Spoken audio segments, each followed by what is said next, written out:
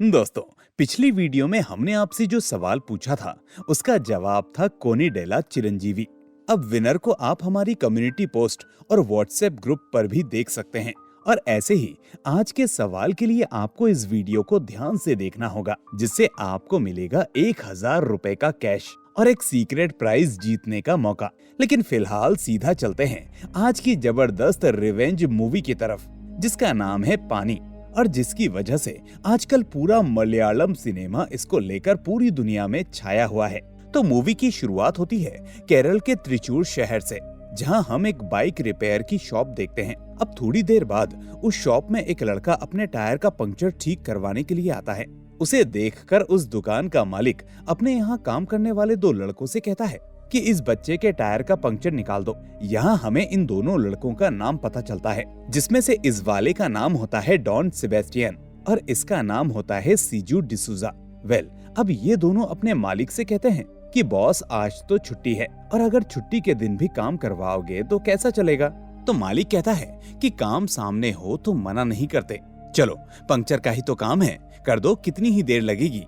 तो सीजू कहता है कि यही तो बात है, ये काम हमारे लेवल का नहीं है, हम इतने माहिर मैकेनिक होकर पंक्चर का काम करेंगे क्या।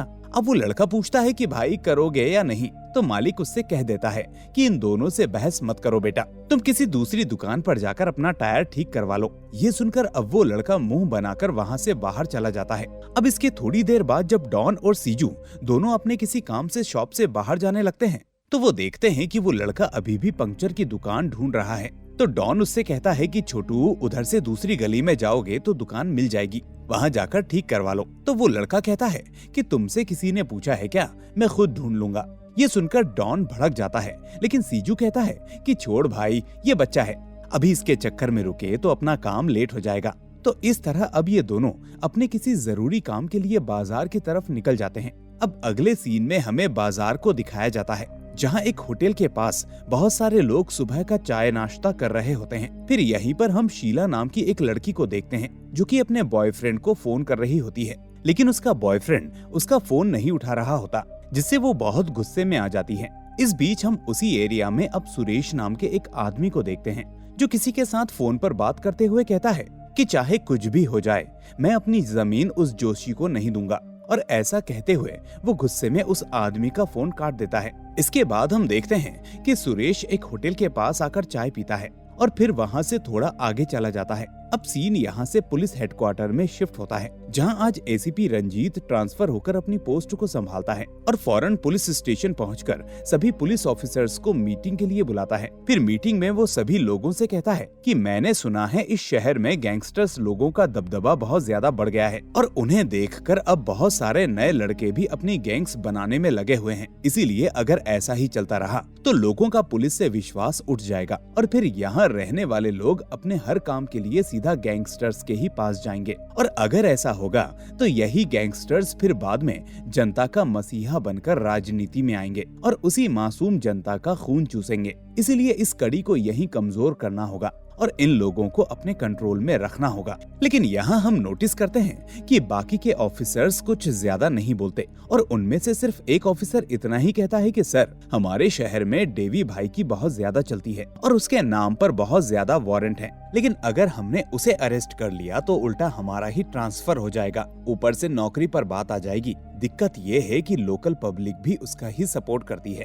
ये सुनकर एसीपी रंजीत कहता है कि इसका मतलब तुम लोग पहले ही हथियार डाल चुके हो। लेकिन अब मेरी बात सुन लो, तुम लोग मेरा साथ दो या मत दो, लेकिन मुझे अपना काम करना और करवाना आता है। अब सीन वापस डॉन और सीजू पर आ जाता है, जहां हम देखते हैं कि सीजू के हाथ में एक छाता और पानी की बोतल होती है, जबकि डॉन एक आइसक्रीम खाते हुए उसके साथ चल रहा होता है। अब इसी जगह पर हम सुरेश को भी देखते हैं, जो उस रास्ते से गुजर रहा था और डॉन और सीजू भी उसी की तरफ बढ़ रहे थे। फिर अचानक डॉन एकदम से सुरेश के सामने आ जाता है और कहता है कि अरे सुरेश भाई, क्यों जोशी भाई के साथ पंगा ले रहे हो, उस जमीन के मामले को निपटा दो ना, उनको वो जमीन देकर खत्म करो। लेकिन सुरेश पूछता है कि तू कौन है, क्या उसने तुझे मुझको धमकाने के लिए भेजा है? ये सुनकर डॉन थोड़ा सा चुप हो जाता है और इस बीच सीजू अपना छाता खोलकर उन दोनों को आगे से ऐसे कवर कर लेता है कि कोई भी बाहर से उन्हें देख ना पाए। ऐसा वो इसीलिए करता है क्योंकि डॉन और सुरेश एक एटीएम के सामने खड़े होते हैं जो कई महीनों से खराब चल रहा था।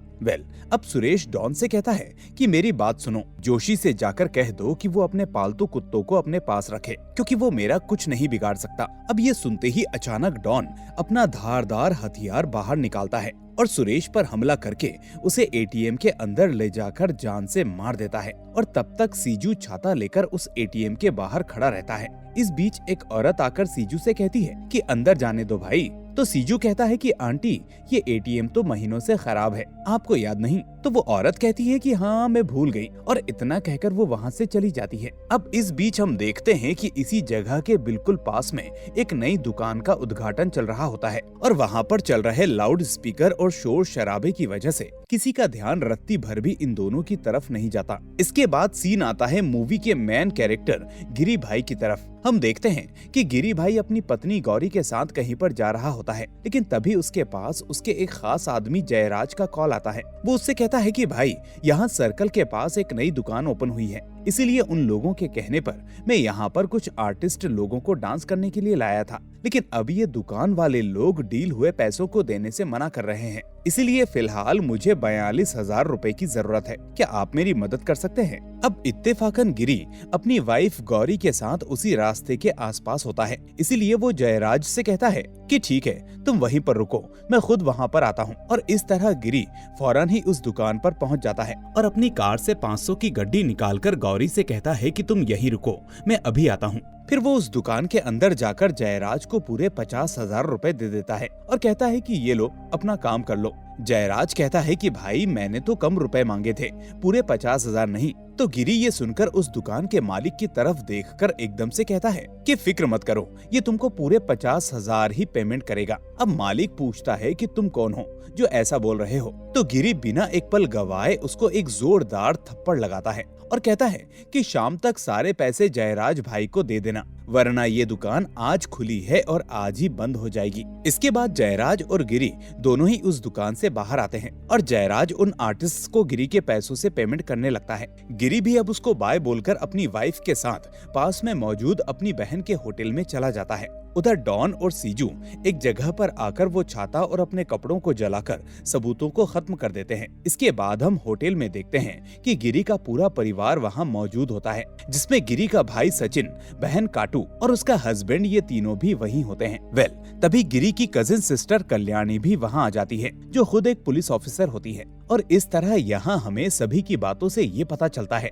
कि गिरी और उसका पूरा परिवार असल में गैंगस्टर है, लेकिन ये लोग सिर्फ पुलिस वालों के लिए गैंगस्टर हैं, जबकि इनका असली काम मजबूर लोगों की मदद करना और जालिम लोगों का अंत करना है। अब यहाँ कल्याणी उन्हें बताती है कि आज हमारे पुलिस स्टेशन में नए एसीपी रंजीत सर आए हैं और वो आते ही गैंगस्टर लोगों की सफाई करने की बात कर रहे थे। ये सुनकर गिरी कहता है कि रंजीत एक ईमानदार आदमी है, मैंने उसके बारे में पहले ही पता कर लिया है, हम उसके काम में कोई रुकावट पैदा नहीं होने देंगे, तुम टेंशन मत लो और फिलहाल खाना खाओ। यहाँ इस तरफ डॉन और सीजू जानबूझकर फिर से उसी एटीएम के पास आते हैं और वहाँ पर खून चिल्लाकर लोगों को इकट्ठा करने लगते हैं। अब हल्ला होते ही वहाँ पर बहुत सारे लोग इकट्ठा हो जाते हैं, जिनमें से एक आदमी अंदर जाकर देखता है तो उसे पता चलता है कि किसी ने एक आदमी का गला काटकर उसे एटीएम में छोड़ दिया है। अब ये देखते ही वो आदमी जल्दी से जल्दी पुलिस को कॉल करता है और पुलिस वहाँ पहुँच जाती है। वहीं हम होटल में देखते हैं कि गिरी का परिवार जब खाना खा रहा होता है तो उसकी कजिन कल्याणी को फोन के जरिए पता चलता है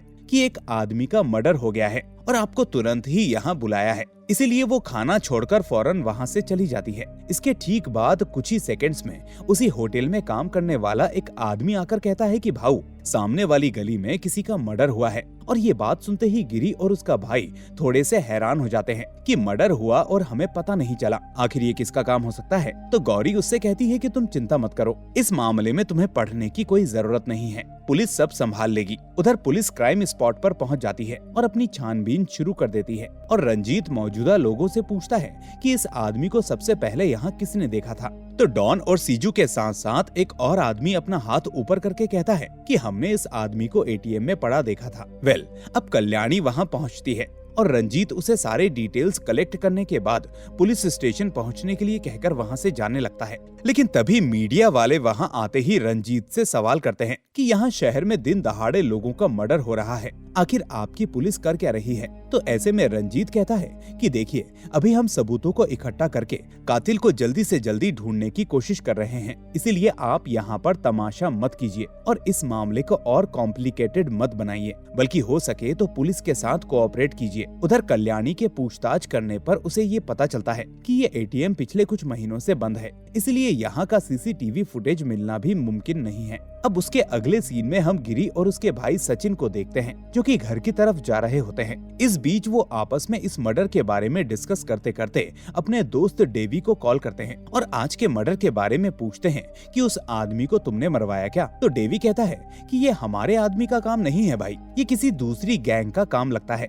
लेकिन मैं ऐसी किसी गैंग को नहीं जानता जो दिन दहाड़े मर्डर करे और हम लोगों को ना बताए। लेकिन तुम फिक्र मत करो भाई, वो जल्द ही पकड़े जाएंगे। तो गिरी कहता है कि ये मर्डर किसने किया है पहले ये पता करवाओ, और हाँ, तुम लोग भी थोड़ा सावधान रहना, ये किसी नए आदमी का काम लगता है। ऐसा कहकर वो फोन काट देता है। उसके बाद हम देखते हैं कि डॉन और उसकी गर्लफ्रेंड शीला एक होटल के वॉशरूम में साथ होते हैं, जबकि उसका दोस्त सीजू बाहर खड़ा खड़ा दोनों की देखभाली कर रहा होता है। अब कुछ देर बाद सीजू उन दोनों से कहता है कि चलो बाहर निकलो, यहाँ भीड़ बहुत ज्यादा बढ़ रही है, लोग शक करेंगे। फिर इसके बाद ये तीनों साथ में एक होटल में आकर बातचीत करने लगते हैं, जहाँ शीला इनसे कहती है कि तुम दोनों के अंदर बड़ी हिम्मत है, मरे हुए आदमी को देख लिया और उसकी गवाही देने के लिए भी तैयार हो गए। तो ये सुनकर सीजू कहता है कि इसमें डरने की क्या जरूरत है, अगर हमने कुछ किया ही नहीं तो हम क्यों डरे, हम सच तो बता ही सकते हैं ताकि असली कातिल पकड़ा जाए। अब इसके थोड़ी देर बाद उन लोगों को पूछताछ के लिए पुलिस स्टेशन बुलाया जाता है, जहाँ ये लोग बताते हैं कि हम लोगों ने पहले उस आदमी की लाश देखी और उसके बाद वहाँ पर लोगों की भीड़ जमा हो गई, इसके अलावा हमें कुछ नहीं पता। तो अब पुलिस उन लोगों का नाम, पता और बाकी डिटेल्स लेकर उनसे कहती है कि ये केस सॉल्व होने तक तुम लोग इस शहर से बाहर नहीं जाओगे और ज्यादा जरूरी काम हो तो पहले पुलिस को बताओगे। इसके बाद सीन गिरी भाई पर शिफ्ट होता है, जो अपने कंस्ट्रक्शन बिजनेस के साइट पर कुछ काम कर रहा होता है, और तभी उसे गौरी का कॉल आता है, जो उससे कहती है कि सुनिए, शाम को आपकी बहन कार्तिका का बर्थडे है, उसके लिए हमें कुछ गिफ्ट्स लेने चाहिए, इसलिए मैं हमारी उसी रेगुलर शॉप पर आ जाती हूँ और आप भी वहाँ आ जाना। गिरी कहता है कि ठीक है, तुम पहुँचो, मैं अभी आता हूँ। उधर हम डॉन और सीजू को देखते हैं, जो खुद उसी दुकान के बाहर होते हैं जहां गौरी जा रही थी, और ये लोग किसी आदमी से फोन पर बात कर रहे होते हैं। उनकी बातों से हमें ये पता चलता है कि असल में किसी ने इनको सुरेश का मर्डर करने के लिए 10 लाख रुपए की फिरौती दी थी, वो जल्दी ही पैसे इनको देने आएगा। अब सीजू उस आदमी से बात कर ही रहा होता है कि तभी इन लोगों के सामने से गौरी अपनी कार लेकर पहुंचती है और उसको देखकर डॉन की नीयत बिगड़ जाती है। इसके बाद ये दोनों उसका पीछा करने लगते हैं और दुकान के अंदर आकर गौरी को घूरने लगते हैं। फिर थोड़ी देर बाद जब गौरी शॉपिंग कर रही होती है, तभी डॉन एक साइड से जाते हुए उसकी कमर को टच करता है और ये देखकर गौरी को बहुत ज्यादा गुस्सा आता है और वो उसे थप्पड़ मारती है। इसके बाद वो वहाँ से जा ही रही होती है कि सामने से इतने में गिरी भी आ जाता है। वो गौरी को देखकर समझ जाता है कि कोई ना कोई बात जरूर है, इसलिए वो उससे पूछता है कि क्या हुआ, तुम इतनी टेंशन में क्यों हो। अब गौरी पहले तो उसे कुछ नहीं बताती, लेकिन जब गिरी उससे थोड़ा स्ट्रिक्ट होकर पूछता है तो वो उसे डॉन के बारे में बता देती है कि वो लड़का मुझे परेशान कर रहा था और उसने मुझे टच भी किया। अब ये सुनते ही गिरी का मूड पानी से आग में बदल जाता है और वो वहीं खड़े खड़े डॉन को बहुत ज्यादा मारने पीटने लगता है। इस बीच सीजू उसे बचाने के लिए आता है तो गिरी उसे भी अपनी चपेट में ले लेता है।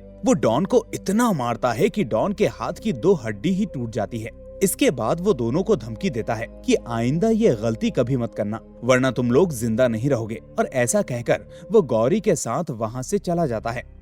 अब उसी रात ये सभी लोग कार्तिका के बर्थडे पार्टी पर उसके यानी उनके जीजा के घर पहुँचते हैं और सभी बहुत एंजॉय करते हैं। अब अगले दिन हम देखते हैं कि गिरी भाई और उसके लोग सुरेश के घर पर आकर उसकी अंतिम यात्रा में शामिल होते हैं। क्योंकि वो लोग सुरेश को जानते थे। अब हम नोटिस करते हैं कि अंतिम यात्रा में कुछ लोग आपस में बात कर रहे होते हैं कि सुरेश का किसी जमीन को लेकर किसी के साथ झगड़ा चल रहा था, इसलिए लगता है कि जमीन के चक्कर में ही किसी ने उसे मार दिया हो। तो दोस्तों, अब वक्त है हमारे आज के सवाल का। असल में 2023 में इंडिया की एक शॉर्ट फिल्म को बेस्ट डॉक्यूमेंट्री शॉर्ट फिल्म का ऑस्कर अवार्ड मिला था। तो आपको उस शॉर्ट फिल्म का नाम हमें बताना है। अब इसका जवाब देने के लिए आपको सिर्फ कुछ टास्क पूरे करने होंगे। इसके लिए आपको सबसे पहले वीडियो को लाइक करना है और नीचे जवाब को कमेंट कर देना है। उसके बाद आपको डिस्क्रिप्शन में दिए हुए हमारे व्हाट्सएप ग्रुप को ज्वाइन करके आज की पोल में अपना वही जवाब चूज करना है, जिसके बाद लकी विनर को मिलेगा 1000 रुपए का कैश और एक सीक्रेट गिफ्ट हमारी टीम की तरफ से,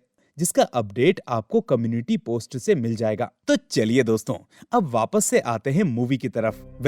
अब उधर डॉन और सीजू सरकारी अस्पताल में अपना इलाज करवा ही रहे होते हैं कि तभी वहाँ दो लड़के आते हैं और उन दोनों को 10 लाख रुपए दे देते हैं। उनकी बातों से हमें ये पता चलता है कि ये दोनों असल में सुरेश के बड़े भाई के बेटे हैं और उन्हीं लोगों ने फिरौती देकर सुरेश को डॉन और सीजू से मरवाया था। अब रुपए लेकर डॉन और सीजू उसे थैंक यू कहते हैं और बताते हैं कि तुम लोग हमारे पहले कस्टमर हो और हम लोग इस काम में नए हैं, इसीलिए अगर तुम्हें आगे भी हमारी जरूरत हो तो हमें बता देना। इसके बाद उन दोनों के जाते ही ये लोग गिरी के बारे में बात करने लगते हैं कि उस आदमी का चेहरा तो दिमाग से निकल ही नहीं रहा। अब जब तक उसको सबक नहीं सिखा देंगे तब तक चैन नहीं मिलेगा। तो इसके बाद ये दोनों प्लान बनाते हैं और गिरी के घर पर निगरानी रखने लगते हैं। इस बीच जब एक दिन गिरी के घर के अंदर ज्यादा लोग नहीं होते तो मौका देखकर ये दोनों घर के अंदर घुस जाते हैं। यहाँ गिरी की वाइफ गौरी टीवी देख रही होती है और घर की कामवाली ऊपर के कमरे में काम कर रही होती है। तभी अचानक गौरी को कुछ टूटने की आवाज आती है तो वो दूसरे कमरे में जाकर देखने लगती है। अब यहाँ उसे अपने सामने डॉन और सीजू दिखते हैं और उन्हें देखते ही वो समझ जाती है कि ये लोग किस लिए आए होंगे, इसीलिए वो फौरन वहाँ से भागने लगती है। असल में ये दोनों छत के ऊपर से घर के अंदर घुसे थे और इन दोनों ने उस कामवाली को ऊपर के कमरे में ही बंद कर दिया था। अब गौरी खुद को बचाने के लिए एक कमरे में जाकर छुपने की कोशिश करती है, लेकिन ये लोग उस दरवाजे को तोड़कर उसे एक जगह पर बांध देते हैं। इसके बाद ये दोनों उसको जलील करके उसकी वीडियो बनाने लगते हैं और इस बीच गौरी उनको ऐसा करने से लगातार रोक रही होती है, लेकिन ये दोनों उसकी एक नहीं सुनते और ये सीन यहीं पर एंड हो जाता है। अब इसके कुछ देर बाद हम देखते हैं कि परिवार के सभी लोग फौरन घर पर पहुंच जाते हैं और जब ये बात गिरी को पता चलती है तो मानो उसकी तीसरी आंख खुल जाती है। वो तुरंत अपने घर पर पहुंचता है जहां उससे गौरी की ये हालत देखी नहीं जाती। दरअसल गौरी भी अब सदमे में चली जाती है, लेकिन गिरी की माँ उसको हौसला देते हुए कहती है कि तुम्हें हिम्मत से काम लेना होगा गौरी, अब सब तुम्हारे साथ हैं। इसके बाद वो वहाँ से जाते वक्त अपने बेटे गिरी से कहती है कि उन दोनों को जिंदा मत छोड़ना, जहाँ दिखे वहीं मार देना। अब इसके बाद गिरी जैसे तैसे गौरी के पास जाता है और उसे गले से लगाकर बहुत ज्यादा रोने लगता है और उसको बार बार सॉरी बोलने लगता है। इसके बाद हम देखते हैं कि गिरी अपने सभी भाइयों के साथ मिलकर उन दोनों लड़कों को ढूंढने में लग जाता है। यहाँ पर इन लोगों को पता चलता है कि घर के बाहर जो सीसीटीवी कैमरास लगाए हुए थे उन कैमरों को उन दोनों ने फोड़ दिया था, लेकिन इस बीच उन्हें घर के अंदर मौजूद एक कैमरे में उन दोनों की फोटो और वीडियो मिल जाती है। अब तभी यहाँ पर ऑफिसर कल्याणी पहुँचती है और इस केस की पुलिस स्टेशन में जाकर कंप्लेंट लिखवाने को कहती है, लेकिन गिरी कहता है कि नहीं, ये हमारा पर्सनल मामला है कल्याणी, इसे कैसे हैंडल करना है वो हम देखेंगे। और हाँ, ये केस पुलिस स्टेशन नहीं जाएगा। इसके बाद डेवी अपने सभी आदमियों को उन दोनों लड़कों के फोटो भेज देता है और वो आदमी अब सभी रिक्शा वाले, दुकान वाले और अलग अलग जगह पर काम करने वाले जितने भी लोग उनके कांटेक्ट में थे उन सभी लोगों को इन दोनों की फोटो भेजकर उन्हें देखते ही उनका पता बताने के लिए कह देते हैं। अब इस बीच खबर पुलिस को भी पता चल जाती है और पुलिस भी इन दोनों लड़कों को ढूंढने में लग जाती है। इसके बाद यहाँ पर एक पुलिस ऑफिसर डेवी को कॉल करके बताता है कि हाल फिलहाल में एटीएम के पास जो मर्डर हुआ था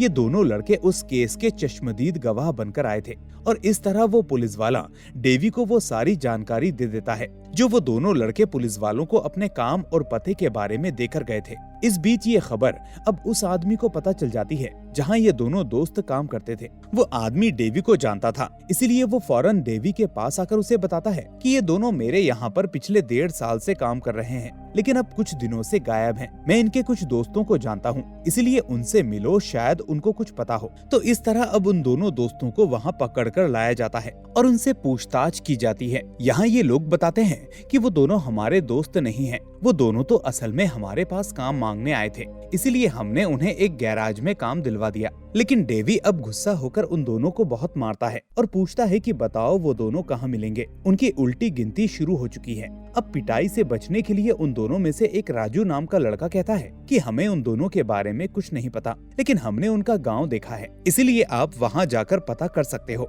तो इस तरह अब राजू को गाड़ी में बैठाकर ये लोग उन दोनों के गांव चल देते हैं, जहां रास्ते में इन्हें डॉन की गर्लफ्रेंड भी मिल जाती है और ये लोग उसे भी पकड़ लेते हैं। इसके बाद ये लोग उनके गांव पहुंचकर डॉन के पिता को पकड़कर अपनी जगह पर ले आते हैं। फिर रात के वक्त जब डॉन अपने पिता को कॉल करता है तो डेवी कॉल को स्पीकर पर रखकर उसके पिता को बहुत मारता है। अब अपने पिता की आवाज सुनकर डॉन को बहुत ज्यादा गुस्सा आता है। इस बीच डेवी उन दोनों से कहता है कि तुम दोनों ने गलत लोगों से पंगा ले लिया है, अब जैसे ही तुम लोग हमारे हाथ लगोगे वैसे ही मारे जाओगे। इतना कहकर डेवी फौरन कॉल को कट करके उस कॉल को ट्रेस करने के लिए कहता है। वहीं दूसरी तरफ डॉन गुस्से में आकर उस फोन को दूर फेंक देता है और अब ये दोनों ठान लेते हैं कि ये भी पीछे नहीं हटेंगे और धीरे धीरे सभी लोगों को मारकर इस शहर में अपना साम्राज्य खड़ा करेंगे। अब सीन अगली रात पर शिफ्ट होता है, जहां डेवी की गली में एक बहुत बड़ा फंक्शन होता है, जिसकी वजह से वहां बहुत भीड़ और शोर हो रहा होता है। इस बीच यहाँ पर डेवी की पत्नी साजी को गौरी का कॉल आता है, जो उससे कहती है कि क्या आज रात तुम मेरे घर पर रुकने के लिए आ सकती हो। तो अब गौरी की ये हालत देखकर साजी उससे कहती है कि हाँ, तुम फिक्र मत करो, मैं थोड़ी ही देर में वहाँ पहुँच जाऊंगी। इसके बाद वो अपने पति को ये सब बताकर गौरी के घर के लिए निकल जाती है, लेकिन डेवी उससे कहता है कि अपने साथ एक गन लेकर जाओ, इस वक्त प्रोटेक्शन बहुत जरूरी है। तो साजी उसके कहने पर अपने पास गन रख कर ले जाती है। अब हम देखते हैं कि थोड़ी देर बाद डेवी भी फंक्शन अटेंड करके अपने घर सोने के लिए चला जाता है, लेकिन फिर आधी रात को डॉन और सीजू मौका पाकर डेवी के घर पर पहुंच जाते हैं। पहले वो उसके कमरे में घुसकर उसके हाथ पैर बांध देते हैं और उसके बाद जोरदार थप्पड़ लगाकर उसे जगाते हैं। अब खुद को बंधा हुआ देखकर डेवी बहुत ही ज्यादा घबरा जाता है और मदद के लिए चिल्लाने लगता है, लेकिन वो दोनों कहते हैं कि यहाँ पर तुम्हारी मदद करने के लिए कोई नहीं आएगा, क्योंकि हमने तुम्हारे लोगों को पहले ही मार दिया है। इसके बाद वो दोनों वहीं पर रखी डेवी की गन से ही उसको शूट करके जान से मार डालते हैं। और दोस्तों, यहाँ से शुरू होता है इस मूवी का असली खौफनाक मंजर। अब इसके थोड़ी देर बाद ये खबर सभी लोगों को मिल जाती है और पुलिस और मीडिया आधी रात को ही क्राइम लोकेशन पर पहुंच जाती है। फिर ये खबर मिलते ही गिरी भाई, उसकी बहन और दोनों भाई फौरन वहां पहुंचते हैं और यहाँ डेवी को देखकर बहुत इमोशनल हो जाते हैं। उन लोगों को समझ में नहीं आ रहा था कि इतने लोगों के होने के बावजूद भी वो दोनों डेवी को कैसे मार सकते हैं। अब गिरी अपने दोस्त डेवी को मरा हुआ देखकर दुखी होकर वहाँ से जाने लगता है। अब वो कार लेकर अपने घर की तरफ जा ही रहा था कि तभी अचानक उस सुनसान रास्ते पर कोई उसका पीछा करने लगता है, पर गिरी ये नोटिस कर लेता है और वो अपनी कार को रोककर बाहर आकर देखता है, लेकिन फिर उसे वहाँ कोई भी दिखाई नहीं देता। अब वो वापस कार में बैठने ही वाला होता है कि इतने में अचानक वो दोनों लड़के उसके ऊपर फायरिंग करने लगते हैं और उसमें से एक गोली गिरी के कंधे पर लग जाती है। अब गिरी खुद को बचाते हुए अपनी गन बाहर निकालता है और उन लोगों को शूट करने लगता है। अब वो दोनों लड़के बाइक पर थे, इसीलिए वो वहाँ से भागने लगते हैं। फिर गिरी फौरन अपनी कार में बैठता है और उन लोगों का पीछा करने लगता है। दरअसल ये उन लोगों की एक चाल होती है और ये गिरी को अपने पीछे भगाकर उसका एक्सीडेंट करवाकर उसे मारना चाहते थे, लेकिन गिरी किसी से कम नहीं होता। वो उल्टा उन लोगों की बाइक को ठोककर उनको मारने की कोशिश करता है, लेकिन ये दोनों अब अचानक उसकी कार के सामने आ जाते हैं और कार के शीशे पर अटैक करके उसे तोड़ देते हैं, जिससे गिरी की कार डिसबैलेंस हो जाती है। अब उन दोनों लड़कों को लगता है कि गिरी का एक्सीडेंट हो गया होगा और उसकी मौत हो गई होगी, इसीलिए ये दोनों बाइक लेकर वहाँ से जाने लगते हैं। लेकिन तभी अचानक गिरी अपनी कार लेकर वापस उनके सामने आ जाता है और अब ये दोनों उल्टा अपनी जान बचाकर वहाँ से भागने लगते हैं, लेकिन गिरी अपनी कार इतनी तेज चलाता है कि ये लोग एक पुल के पास आ जाते हैं और इसी मोमेंट पर गिरी अपनी कार को उन दोनों की बाइक के सामने लाकर खड़ा कर देता है, जिससे उनकी बाइक उसकी कार से टकरा जाती है और वो दोनों पुल के नीचे एक नदी में गिर जाते हैं। अब गिरी बाहर निकलकर देखता है तो उसे पानी में कोई हलचल महसूस नहीं होती,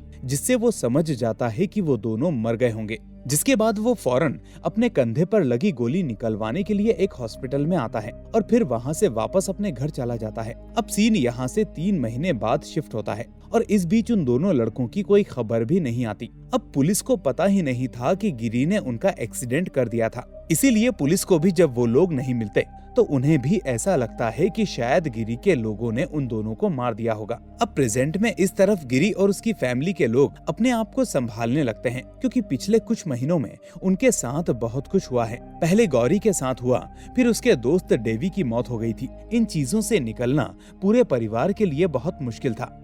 अब अगले सीन में हम देखते हैं कि गिरी भाई का जीजा उन दोनों लड़कों के गांव आता है और डॉन के घर के पड़ोस में जाकर उनसे मिलता है। वहाँ वो उन लोगों को कुछ पैसे देता है और कहता है कि अगर इस गांव में डॉन और सीजू आते हैं तो उन्हें तुरंत बताना। वो लोग पैसे रख लेते हैं और इसके लिए हामी भर लेते हैं। इससे हमें ये पता चलता है कि गिरी के परिवार में अभी भी इस बात का शक होता है कि कहीं वो दोनों जिंदा ना हो। अब डॉन के पड़ोसियों से मिलने के बाद गिरी का जीजा वहाँ से जाने लगता है। अब जैसे ही वो अपनी कार के पास आता है, वैसे ही अचानक डॉन और सीजू उसे दबोच लेते हैं और यहाँ हमें पता चलता है कि उन दोनों की अब तक मौत नहीं हुई थी, यानी गिरी के परिवार का शक सही था। अब ये दोनों ही उसे पकड़ते हैं और कहते हैं कि क्या भाई, तुम लोग अब तक हमारे पीछे पड़े हो? हमने तो सोचा था कि तुम लोग बहुत बड़े आदमी हो, हम जैसे छोटे लड़कों के पीछे नहीं पड़ोगे, लेकिन तुम फिर भी नहीं माने। चलो अब तो तुमको सबक सिखाना ही पड़ेगा। ऐसा कहते हुए वो दोनों ही उसके ऊपर चाकू से वार करने लगते हैं। लेकिन तभी डॉन गिरी भाई को फोन लगाकर कहता है कि गिरी भाई, अब तक हम मरे नहीं हैं, हम जिंदा हैं। पानी में सांस रोकने की कला हमको बचपन से आती है, लेकिन मैंने तुम्हें ये बताने के लिए फोन नहीं किया। असल में तुम्हारा जीजा मेरे गांव आया था और हमारी रेकी करने की सोच रहा था, पर अब वो हमारे पास है, इसलिए अगर उसे बचाना चाहते हो तो फौरन यहाँ आ जाओ।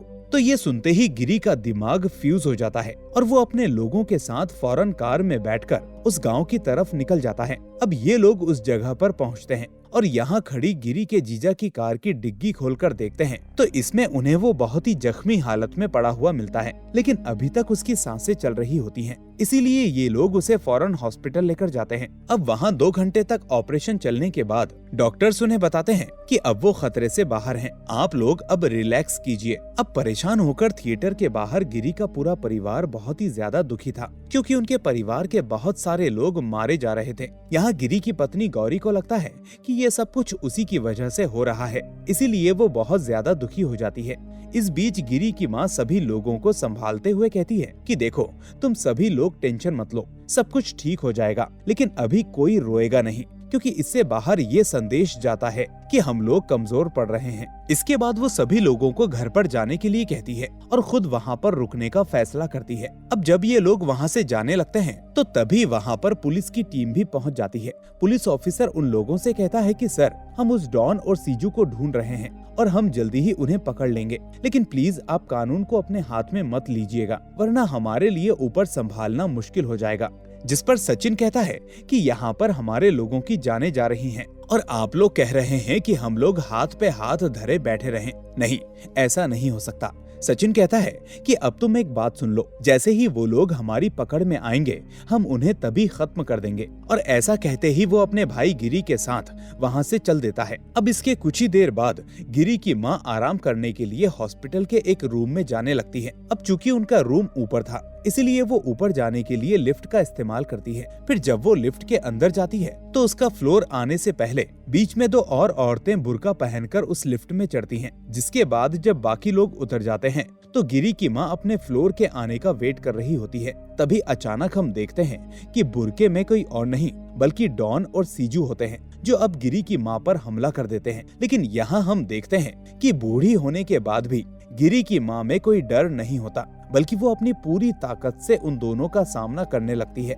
लेकिन फिर भी वो दोनों उस पर भारी पड़ते हैं और उसको चाकू से बुरी तरह घायल करके वहाँ से फरार हो जाते हैं। अब हॉस्पिटल से बाहर आते ही वो दोनों गिरी भाई को कॉल करते हैं और उसको चुनौती देने लगते हैं। लेकिन शॉकिंगली अब ये लोग वहाँ से भागते नहीं बल्कि खुद को ही पुलिस के हवाले कर देते हैं, क्योंकि ये जानते थे कि अब गिरी इनको सूंघकर बाहर निकाल लेगा और मार डालेगा। इसके बाद गिरी तुरंत ही गुस्से में पुलिस स्टेशन पहुंचता है, लेकिन वहाँ पर एसीपी रंजीत उससे कहता है कि अब यहाँ पर तुम इन दोनों को कुछ नहीं कर सकते। इन दोनों ने बहुत लोगों की जान ली है, इसीलिए इन लोगों के ऊपर बहुत सारी धाराएं लगी हुई हैं। तुम फिक्र मत करो, हम इन्हें कल कोर्ट में ले जाएंगे और सजा दिलवाएंगे। अब ये गिरी सुनकर चुपचाप खड़ा रहता है और दोनों को बस देखता रहता है। जो उसे इनडायरेक्टली चिढ़ा रहे होते हैं, लेकिन वो कुछ नहीं कर सकता था क्योंकि अब ये मामला पुलिस के हाथ चला गया था। अब गिरी को बेबस देखकर डॉन और सीजू हंसने लगते हैं, लेकिन गिरी अचानक वहाँ से मुस्कुराते हुए बाहर चला जाता है।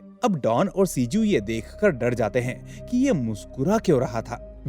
अब अगले दिन उन दोनों को कोर्ट में ले जाया जा रहा होता है, लेकिन इसी बीच अचानक बीच रास्ते में उन लोगों के ऊपर गोली से फायरिंग हो जाती है, जिस वजह से वो दोनों लड़के जख्मी हो जाते हैं। अब यहाँ पर बहुत सारे लोगों की भीड़ जमा हो गई थी, इसीलिए पुलिस वाले दोनों की जान बचाते हुए उनको सीधा गाड़ी के अंदर डालकर हॉस्पिटल ले जाते हैं। इसके बाद पूरा दिन उन लोगों को अंडर ऑब्जर्वेशन रखा जाता है और उनके शरीर से गोलियां निकाल दी जाती हैं। अब यहाँ पुलिस वालों को पता था कि अगर इन दोनों लड़कों को यहाँ पर अकेला छोड़ दिया तो गिरी भाई के लोग आकर इन दोनों को मार देंगे, इसीलिए यहाँ पर इन दोनों को फुल प्रोटेक्शन दिया जाता है ताकि उन लोगों को कोर्ट में हाजिर किया जा सके और उन लोगों को कानूनी तौर पर सजा हो सके। लेकिन तभी अचानक हॉस्पिटल के बाहर एक एम्बुलेंस वाला इतनी तेजी से आता है कि वहाँ पर वो गाड़ियों का एक्सीडेंट कर देता है और जिससे वहाँ मौजूद सभी लोग, मीडिया वाले और पुलिस ऑफिसर्स ये एक्सीडेंट की खबर सुनकर दूसरी तरफ देखने के लिए चले जाते हैं। और तभी अचानक उस हॉस्पिटल के पीछे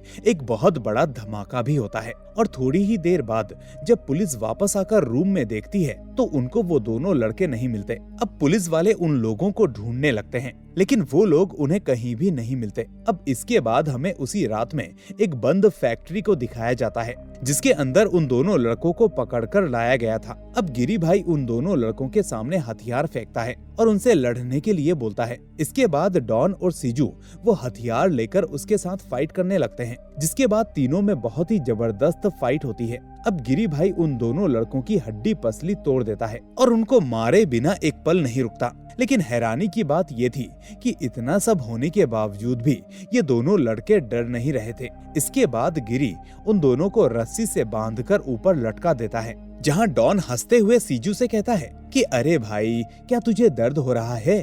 तो सीजू कहता है कि नहीं, दर्द तो नहीं हो रहा, लेकिन खुजली जरूर हो रही है। यानी ये दोनों अभी भी गिरी को चिढ़ाने की कोशिश कर रहे होते हैं। अब उनमें से सीजू बात कर ही रहा था, लेकिन तभी अचानक ब्लास्ट होने की वजह से उसके शरीर के चिथड़े उड़ जाते हैं। गिरी ने जिन डॉक्टर्स से उसकी गोलियां निकलवाई थी, उसने उन दोनों के अंदर किसी तरह का केमिकल डलवा दिया था ताकि जैसे ही वो अपने पाउच से बाहर आकर बॉडी के केमिकल से मिले तो उनका शरीर ब्लास्ट कर जाए। अब डॉन अपने दोस्त को ऐसे मरा हुआ देखकर बहुत ज्यादा घबरा जाता है, जिसके बाद पहली बार उसके मुंह से ये शब्द निकलता है कि भाई छोड़ दो, मुझसे गलती हो गई। लेकिन इसके आगे अब वो कुछ कह पाता, उतनी देर में उसके भी शरीर के चीथड़े उड़ जाते हैं। जिसके बाद हम देखते हैं कि सचिन और डेवी की बीवी भी वहाँ मौजूद होती हैं और इन तीनों ने मिलकर ही डॉन और सीजू को मारने का ये प्लान बनाया था। अब इन लोगों ने फायरिंग करवाई तो पता चला कि ये दोनों बच गए हैं, इसीलिए इन्होंने दूसरा कोई रिस्क ना लेते हुए इनके अंदर बारूद भरवा दिया